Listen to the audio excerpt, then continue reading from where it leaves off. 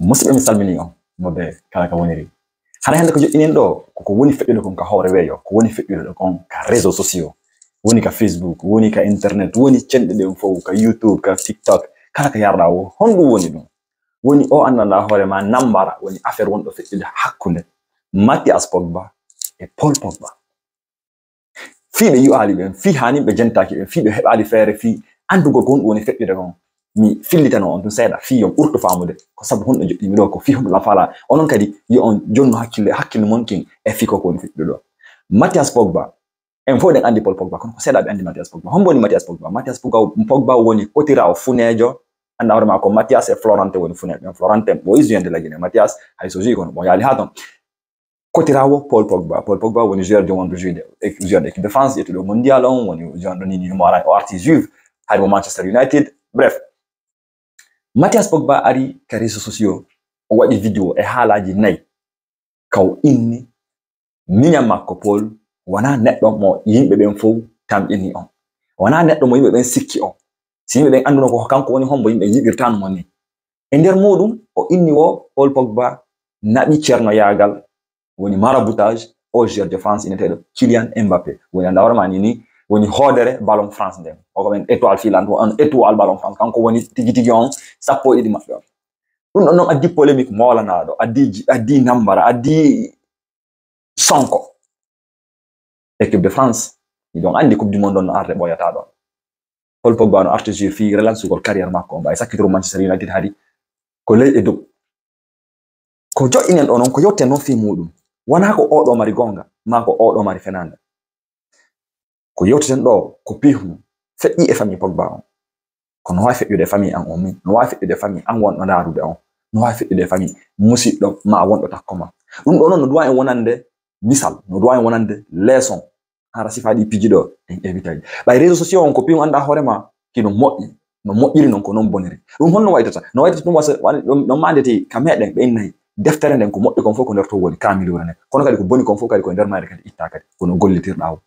o kotirawo nene goto makko baba goto makko wona hay ɓiɓɓi baba goto ɓaɗa ɓi nene goto ɓe sakko wona hara innete ko ngaygu kono ɗum ɗo ko kamɓe hawti nene hawti baba o ara o jooɗo o inna kanko miñam makko yehi ceerno yaagal fi waɗugol ɗum ɗo fi nantugol inde fi bonnugol carrière woni Kylian Mbappé on no hulɓini no hersinani en tant que enen guinéen ɗo na en tant que pullo kono ko en tant que guinéen en major raison en tant que africain sabu honɗum hande ɗum ɗo haalata ɓeynata Paul Pogba joueur de France on ko ɓeynata Paul Pogba guinéen jo on yi o yayi ɗo joni aro yayi ɗo esa a nantande kadi ɓeyna Paul Pogba joueur de France on ko ɓeynata ko Paul Pogba guinéen jo fi honno hiɗon andi portoɓe hiɗon andi rawna guri yimɓe annasara ɓe ko en tant que hiɗa wawi en tant que inde ma no dow ko onon ñande kala waɗɗa pihu o yiɗi ko gokki tun ni ko ɓale ɓen africain ɓe ɓen ko burkinaɓe jon ko guinéen jon ko togolais jon ko malien jon ñanne yagal ngal ɗum ko enen ha hande a yiyata portojo ko gonga kam leydi maɓɓe anana ɓe haala fi formationnerie ɓe haala fi piiji buy hay so ande ma goɗɗi o ka maɓɓe iwri kono ko enen tun heddodi ɗum kono ɓooyama innede wo siɗa ɗaɓɓitude gañoɓe ma ɓen siɗa duwano warde gañoɓe ma ɓen a wara e famille mon on fof woni fuɗɗori noon ko ha ka fuɗɗori ka miññiraɓe ma ka kotiraɓe ha ari ha ka cousin ɓe ha ka yayiraɓe ha ka bappiraɓe nambaraji ɗin fof ko enen hande suka a iway ka meɗen yangoɗa feƴƴa laaɓi ɗin fof nangana lawol Algérie sokeɗa Mali sokeɗa ara Maroc sokeɗa Libye sokeɗa nata Europe ɗo immoɗa ɗo hota jango fi horogol maɓe yiya yayira ma yiyaɗa bappirawo ma no immi yehi waɗo ma ceerno yagal a ƴetta 20 000 francs guinéen ma ƴetta 50 000 okkaɓe wiya ko ɓe soodi coggu goro ma ko ɓe soodi coggu sukka ɓe ƴetta ɗum ɓe yaha ɓe gueroyama fi honno fi kamɓe ɓe tamƴini fi kamɓe ka hakkille maɓɓe a ɓuri ɓiɓɓe maɓɓe ma a ɓuriɓe no hulɓini no hulɓini sabuna honɗum ka aduna fewndi ɗo hande 2022 tamƴinano piji goo haray hande kadi acci piji goo hande kadi haray yimɓe ɓen feƴƴani fi muɗum wono Mathias Pogba ko ɓalejo hombo min na guinéen jongo ma sénégalais jo ma chrétien jo ma julɗo ko ɓalejo hombo wawi townude hondu inna kañum miijaki ma yahali ceerno yagal a kontay ɓe a limay ɓen ɓaleɓe heɓuɓe ɓen ɓe Allah okkori jawdi ɓen nantuɓe inde ɓen woni ka musique woni ka cinéma woni ka ballon woni kadi Allah sappo e ɗiɗi woni ka politique fop waɗa Ceerno Yagal ɗum ɗon hiɗen andi ɗum ɗo hay ɓe ustasiɓe ɓe inneten ustasiɓe ahlul sunna wal jama tenta tuub on taƴƴita tuubo en enna Cristiano Ronaldo sino dawno sino dari no tirde coup franc waɗowo Ceerno Yagal ɓuri ɓen ala ko haaluɗo e accuɗo ko ñingol tun in arabuɓe ɓe ɓe jokkuɗen men innen ka sengo diina hara en natan sengo diina kan waɗowo Ceerno Yagal ɓuri ɓen ala sirkayɗo ɓuri ɓen ala kono hiɗen andi français en janni en ka école ɓe inna le linge sale ça se lave à la maison gude tunuɗe ɗen kaka nder suudu wuppete nambaraji ɓeygure nden kaka nder suudu régulte ɗum ɗo ko misal tun anana hoore ma piiji buy feƴƴuɗi ɗen manitiɓe no andi ka Adebayor on ka Adebayor arno ɗo o inni kotirawo makko nene goto baba goto ari tawi mo Monaco tawi mo signi premier makko contrat professionnel ƴettiraɓe waɗimo ka dande inni sa jonni Allah mbuɗɗi mi hirsete o immi o ƴetti mbuɗɗi ma 200 000 euros ber ko filli kon simi falju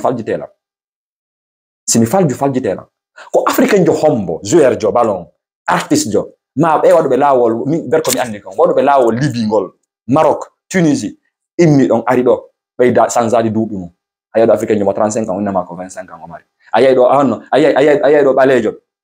onno mo 20 ans mo 25 ans 28 ans innama kanko ko mineur de ko 18 ans 16 ans ko pihum kum anduɗen noon awa wattane yila sabu no ɗum ɗo ko ka ɓeygure Pogba feƴƴigoy kono wawi feƴƴude kala ɓeygure ɓe awa ɗum ɗo ko enen woni innen noon on tuma hedditiɓe no añi en onno hedditiɓe añiri en Florent onno Mathias Pogba wa kanko siko mbuuɗi min nata himo sanni himo manki siko nantugol inde no kasara kanko yimɓe gandan moƴƴe kono sabunoma tun ko yettode Pogba nden o mari ɗum ɗon tun jonnaymo privilège ji kala ka Pogba joué final a yiyay Mathias ton mondial on hari himo ton ya Allah sappo e ɗiɗi kono ndaare de hande ka sabu mbuuɗi ɓe ɓooyi noon haalde wana min haali mi fino mi tawi kan haala no haalede mi mayagati macce tan no haalede mo waɗaali doyi entre jawdi e debbo jawdi e rewɓe ko ɗum bonni gurdam ɓiɗɗo gorko rewɓen kañum kadi même chose jawdi e worɓe an gorko si a artinaali hakkil annduɗa honno ƴettitiranta fi sengo jawdi fi sengo mbuuɗi fi sengo succès a naatay ka duwano ka naatude a luttay ka duwano ka luttade aw ko ɗum noon heɓi Paul Pogba o ɗo noon mi arana noon woni enen ɓe arɓe ɓe enen ɓe ɓe Allah okkori feere arɓe woni Europe ga e onon kadi wonɓe ka leydi meɗen woni Sénégal woni Guinée woni kala ko woti wontiri wo ɓe Allah okkori feere hino hoodere mum no feeñini ni wattane yila ɓe innay ɓe c'est mes amis d'enfance c'est mes amis d'école c'est mes amis ci c'est mes amis ça hey yewtiniran en gonga hypocrisie ko africain jom ɓalejo on jogii kon ber komi jindi ko mi yaali hay goto no jogii ɗum portoɓe ɓe woni hypocrite goy kono ka haaju maɓɓe woni ɗo ɓalejo noon o wona hypocrite ka haaju makko woni e ka haaju makko ala awa onon ɓe woni Allah woni okkorde feere nanta inde honno hoodere mum feeña wattane yila innugol oɗo ko weldijo an d'enfance oɗo ko weldijo am ittiko waɗeno ɗum ɗo oɗo ko ami d'enfance ma ni ma ni sabuna hon ɗon alphajo dara ɓo yinnude yimowo on wosi anduɗo ma yeyima ɓe letti a sontata ɗulle ko gonga noon ko ɗum ɗo woni heɓude Pogba nini ko joueur jo hombo ɓalejo woni yahaali Ceerno Yagal hay enen ka meɗen min la manditi komi wonno payko lan andi grand jowti ni si ɓe jouerino ɗo ni hay ɗum na hay na champion hanno hara na hay ka grande ville na Conakry goy na hay ladde ka Saare goy hara kadi hay na leluma kadi ka sous préfecture ka dernier village ayay ɗo quart de finale demi finale yaɗo mo beno yaha Ceernojo Sengo Ceerno ɗum kaka ƴiƴam men woni gerindirgol kaka ƴiƴam men Ceerno Yagal kaka ƴiƴam men sirkugol kaka ƴiƴam men woni ko haaluɗo e accuɗo no gasa noon goye buyi monoy to fi komi woni sifat ɗo kon kono hiɗen andi kono woni awa wattane yila si a heɓidi e nambara an e goɗɗo go réglé hakkunde moɗon waɗa on jaɓo ƴawde ɗum ka réseaux sociaux sabunama réseaux sociaux ko pihum moƴƴum kono ko pihum bonkum ko pihum hulɓini kon wa réseaux sociaux hulɓinade mi sikkasi ɗum no woni en yiiɗo ko feƴƴi lagine honno ko woni feƴƴude lagine kon ko hombo woni humpitaki duuɓi feƴƴi ɓaawo ko feƴƴino hakkunde Dominique Strauss-Kahn kanko o jiwo Guinéen nanda siko Dieynaba siko Halimatu wonnoɗo Amérique Diallo na ko bonnimo carrière on Mike Tyson wano noon R. Kelly wano noon lagine ɗo omo ɓenta ko Aribo wano noon o DJ jo nantuɗo inde Guinéen wonɗo Amérique ɗo réseaux sociaux wano noon ha hewti ka hewti ɗo mi ala lintude ɓe andaka ɓen ko anda ɗum woni lintude film ɗum noon Sénégal ko non woniri Côte d'Ivoire ko non woniri to ko non woniri awa wattane yila e o réseaux sociaux si tawi an banu adama kala ko heɓuma ko ya yaltu ka réseaux sociaux wullitoɗa ma werta hoorema